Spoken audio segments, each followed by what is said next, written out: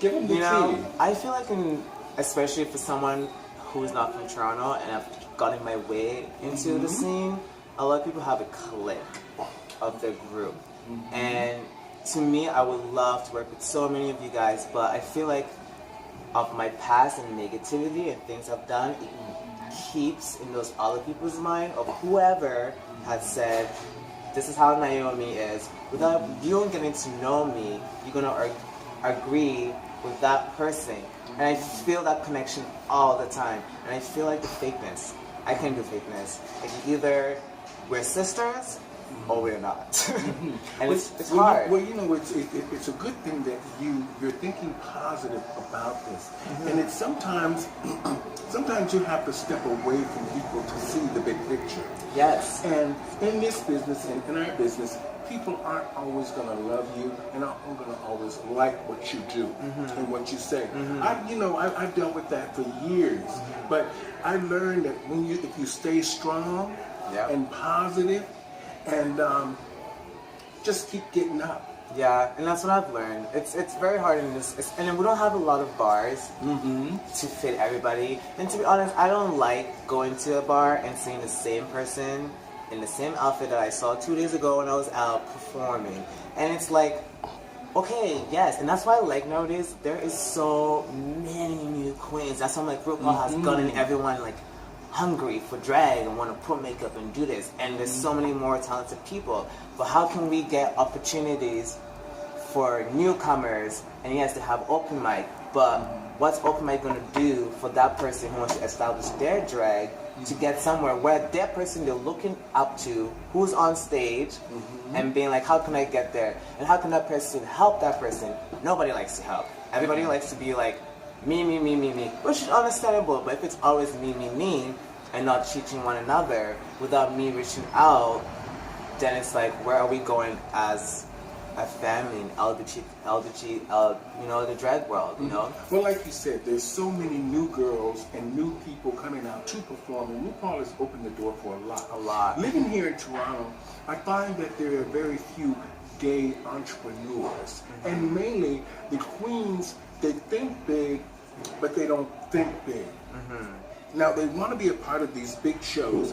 We are here in Canada. There's a big opportunity here now. I'm surprised the girls haven't opened up their own bar. You know, that's something that has to be done. That's right. That's the vision I'm trying to do. Their own bar, and not only that, they can get a loan from the bank. That's what I'm thinking. Why would these girls open up their own bar? Very true. The bars here aren't that big. So if the bars here aren't that big, it can't be that big of a risk because the people are coming out to see us. Yes, yeah. So if the girls learn to work together, they can have their own bar and make triple the amount of money. I've been saying this for years. Exactly. The vision I've always seen too is like, if we have a stage as big and we just have everybody performing, and you perform, the next person perform, I'm sure the audience will love it. But if you like just that one person, it's like, we're gonna get bored of seeing you. And even myself, when I go as male out there, no one knows something that's Naomi out. But I watch the other performance and I'm like, really? Well, I think that the girls in the States have a bigger platform. Yes. They have more opportunity because there's more places for them to work and more people support them. Because I don't think it's just the fact that they're part of the LGBTQ community. It's like a culture. And that's why I feel like I'm not part of the drag scene. And that's why when I have my shows, I make sure my outfit's on point, I slay it, and I leave a mark for whoever's watching to remember that person was good. And then it becomes jealousy.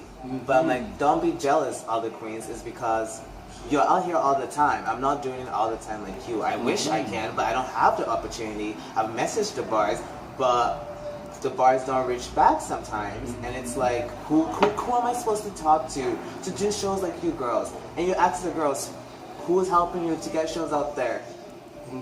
All for on. And how are we supposed to help each other? Well, you see, this is, for me, it's almost like, why do the shows if it doesn't benefit you? Because by the time you spend all your money on wigs and makeup and costume, at the end of the day, what are you really getting from this if you don't have a true vision as being an entertainer and going into a bigger platform? For me, I've done everything.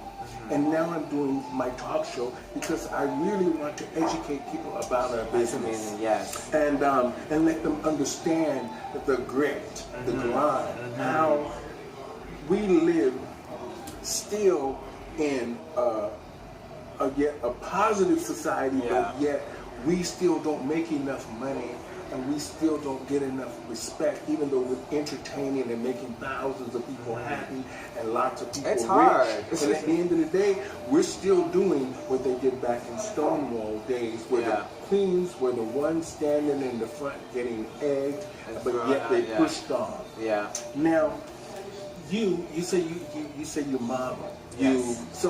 Have you ever really modeled? Yeah, so I do modeling. I was with an agency in Edmonton, Alberta, which was called Mode Models. So when I moved to Toronto, the market is very different because I'm not like muscle, but like I'm a Cuban, and I know because of the bone structure everyone always says, I know how to use my image. And then modeling, to me, is my first step before even drag. So even doing makeup, I hate it because when I take it off, my pimples is all out there and I have acne, and then 2 days later I'm called for a photo shoot, the acne is there. So understanding like not able to do shows all the time, which is fine because I want to take care of my skin. But if I just show all the time, it would destroy, because then I want to take my career, which is modeling, seriously, and then be signed with a big agency, which is my goal, and then go on and be like, there's Naomi also.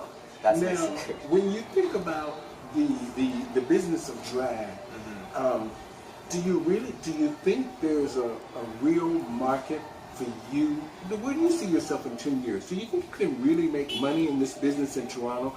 Not in Toronto for sure. I already have goals, and with my struggle and my past, that sometimes hunts me, and of what people may know out there but they don't really know, is that like I'm not a Canadian yet, and I've been here for a while because I got myself into some dumb young being a teenager shit. We all do. We all make mistakes. So that has screwed my life over a little bit. But then I would like to move to Europe, where I feel like that's my look, and I've always seen it. I've always dreamed about it, and then go on and do Naomi and see where it would take her. I'm only 28 right now, and I would love Naomi to tell. My goal is to build a school in Africa, so therefore I can teach kids what I have learned here when I moved to Canada. You know who I worked with? I worked with Amanda Lepore for a few years in Ottawa. She came to the Pride festivals and stuff, and she used to sit down. We used to sit in the dressing room and drink champagne and talk. And she told me, she said, "Girl, you got a gift to gab. You should have your own talk show."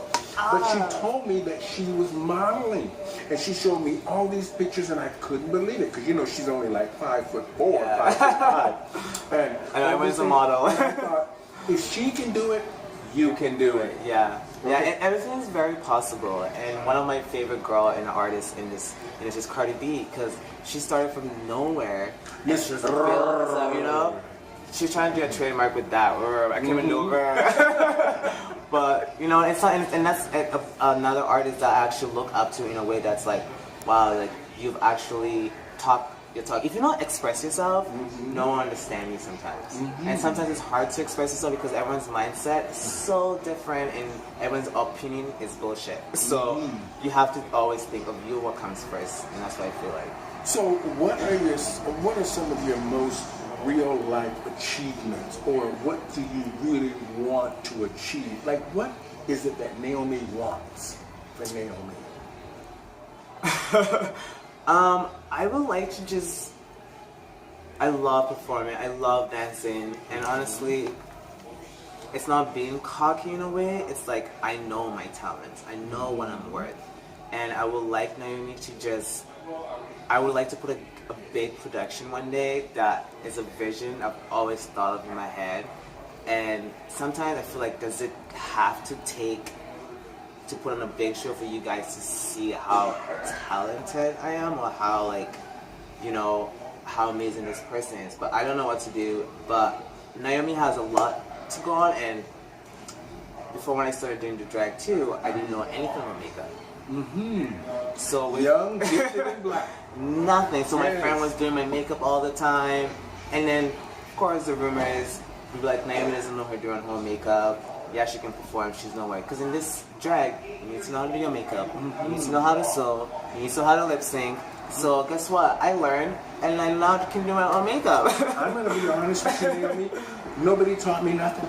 You know, I you have to make do my yourself. own costumes. I do my own makeup. I do my own hair. I mean, this is not show hair, okay, y'all? Okay, this is daytime. Daytime. Talk show, okay. Now, have you thought? Are you transitioning in any form, or you just live as a male? I live as a male. I love living as a male. Okay. The drag part is just The expression. the expression, Okay. and just knowing that.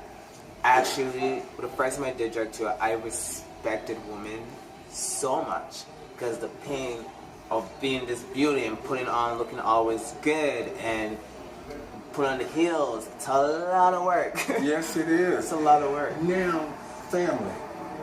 I love my family. Oh, my family. When I came out, when I did Opulence, actually. Yes, So that was 2015. My ex was helping me back.